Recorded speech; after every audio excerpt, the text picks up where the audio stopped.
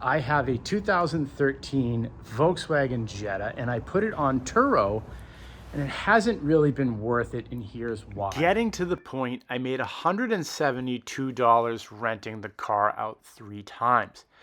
This was several days not having the car. It was something like a week in total. First, let me back up a second and say that Turo has a revenue sharing plan and I picked the 60 plan. So I'm getting the least money because that's the most conservative plan. So I was making something like $19 a day. It's very stressful not knowing where your car is. It comes back smelling bad. It comes back dirty. All sorts of things happen to it. And just in general, I think that if you wanted this to be viable, you need a fleet of cars you don't care about. Then there's also the wear and tear, and things like the car getting stolen and not getting recovered are possible.